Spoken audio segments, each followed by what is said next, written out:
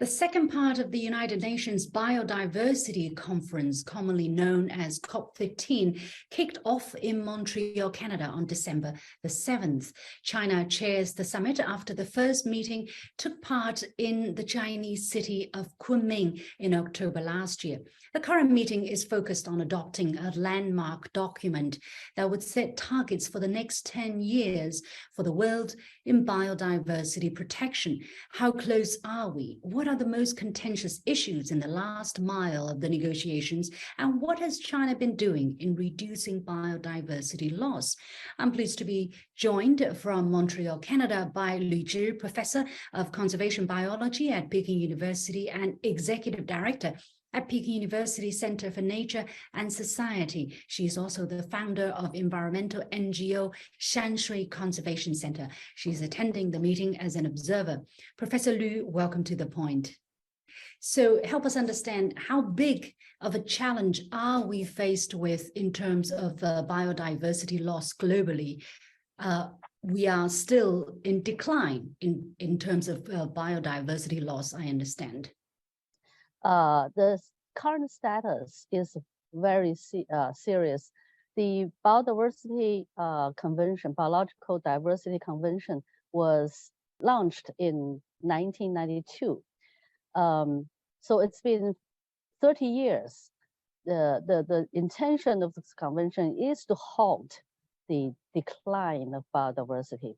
However, in past 30 years, some of the trend are not only stopped, not stopped, but actually went worse.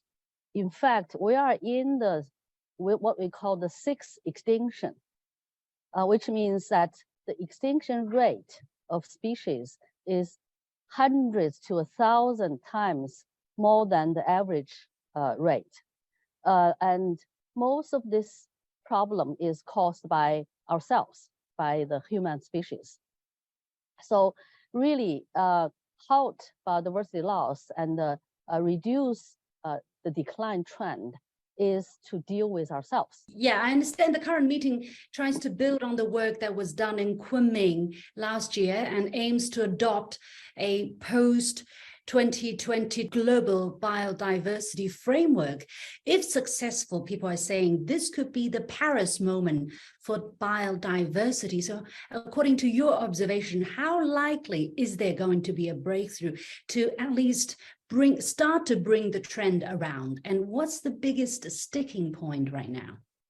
Yeah, the post-2020 global framework is a major outcome that this meeting's aim. The Kunming declaration showed political wills of countries all over the world.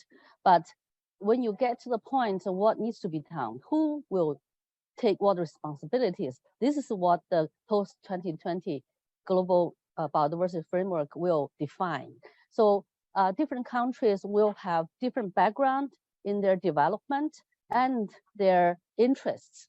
So the negotiation is right now going on. I was sitting as an observer watching the debate.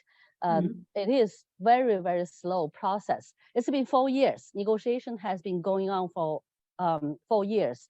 And still, when the document was submitted for final negotiation, there were still many brackets, which means undecided points. Yeah. So the process right now is to remove these brackets to reach a consensus. Did you calculate how many brackets are there? Well, before we came to Montreal, there were 900 brackets. Wow. So do you think that do you think there will be many sleepless nights and people will not be able to leave unless they reach a deal? I heard that negotiation teams only had like 2 hours of sleep every day. So it's very exhausting. And so to reach this consensus, I would imagine that there will be a lot of compromises. I consider this is still a progress, improvements to compare with, say, 3 years ago, 4 years ago. What's the biggest sticking point right now? Well, there are several points. One is financing. Who is going to pay for biodiversity conservation? Has a cost, and unlike climate change, rich biodiversity mostly are inhabited in poor countries and undeveloped countries. So whose responsibility is it to protect the biodiversity? The necessarily some of the development needs of those countries will be affected, but then will they get compensated for that? Who will pay for it? So this is the one sticking point. And the financing is far less from what's needed. The figure now raised by different countries is far from the need. This is one key point. And I guess what I observed is the debate on overall development directions of human society. Are we taking, one point I found very, very interesting is that the word Mother Earth appeared many, many times, and one group insists that Mother Earth should be the center of the concern.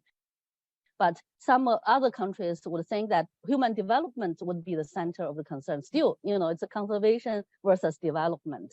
Yeah. So the 2 points has to be met. Well, as you mentioned, financial resources, I read the current draft. It sets the goal of increasing financial resources from all sources to at least $200 billion US per year, and increasing by at least $10 billion US per year international financial flows to developing countries. This is not a lot of money. Is that going to be enough? Well, yes, it's not a lot of money if you compare with, say, gigantic development projects. I mean, like in our country, 1 kilometer of highway takes 100 million RMB or 500 million RMB, and it's not a lot of money to protect the biodiversity to compare with those huge development projects. But that's the current situation.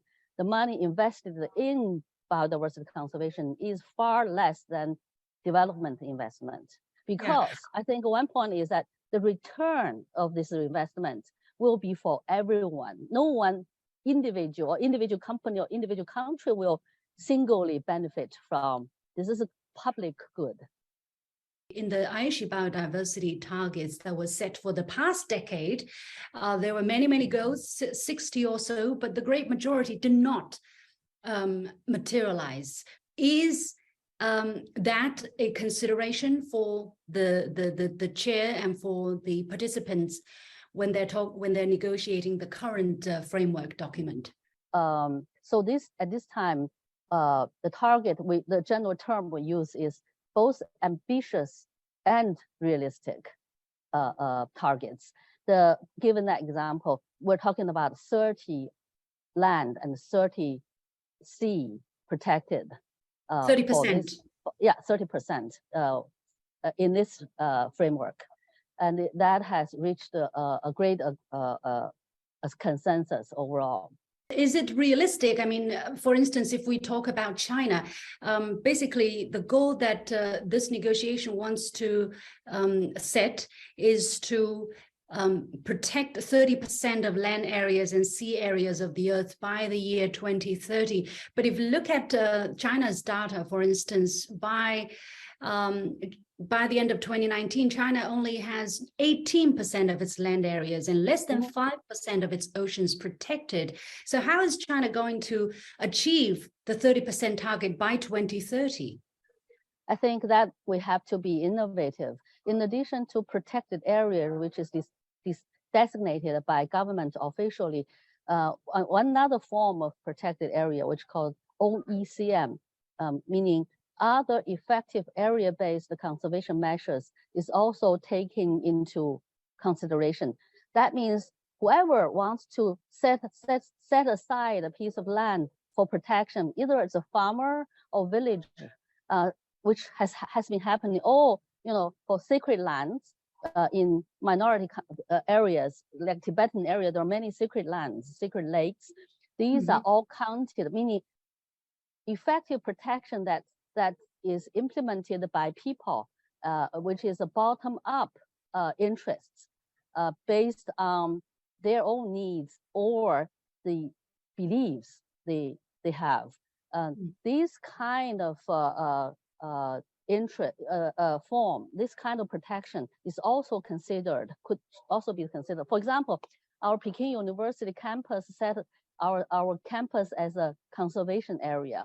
We have over 240 birds living together with 50,000 students and faculties in the small area. 250 different species, you mean? 240 different species, which takes about 1/7 of the country's bird species number. It is amazing, which also means that living together with biodiversity is possible. Well, zooming out, looking at China's efforts, in February, in an article you wrote that undoubtedly China is building a comprehensive system of biodiversity protection, but you also said, in line with a global trend, China's biodiversity is still in decline. So what is the biggest challenge for China at this moment, and what has the country been doing to address the issue? Yeah, taking panda as an example, which is a successful example of species protection all over the world.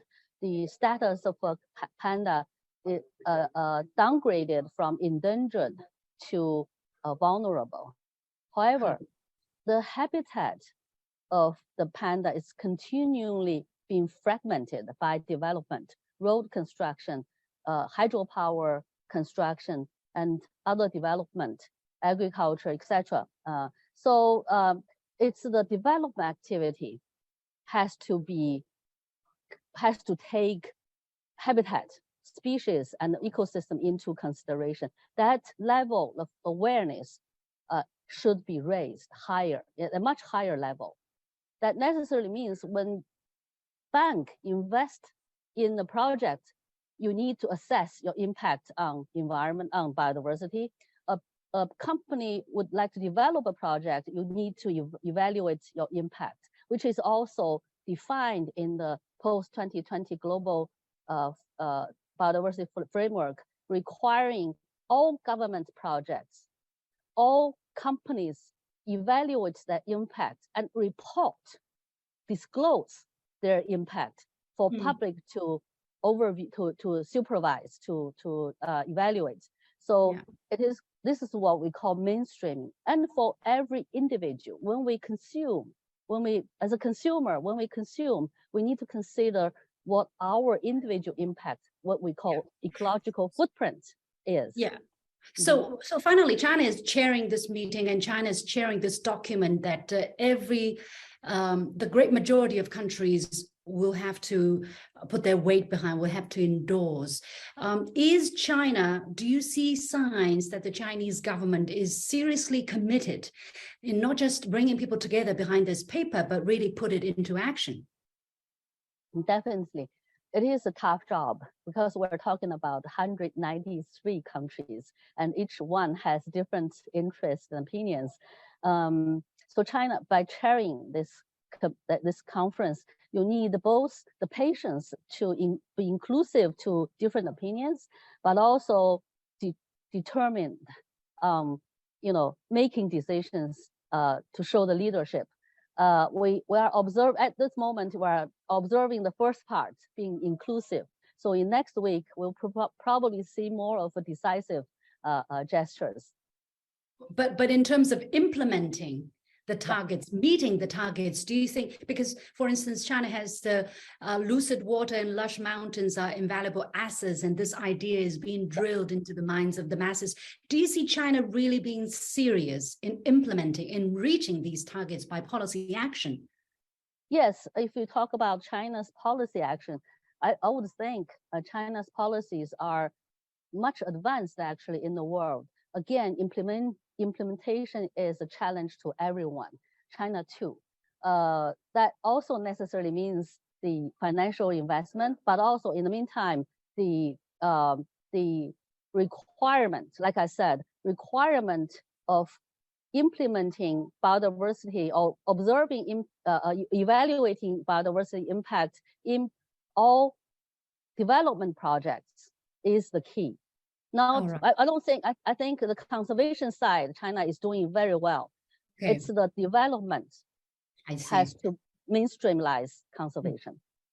Thank you so much. We have to leave it there. Professor Lyu Zhi from Peking University and Executive Director at Peking University Center for Nature and Society, also founder of environmental NGO Shui Conservation Center, joining us from Montreal, Canada, on the sidelines of COP15. After the break, semiconductor giant TSMC unveils a $40 billion manufacturing site in the U.S. state of Arizona. What is the U.S. strategy on this?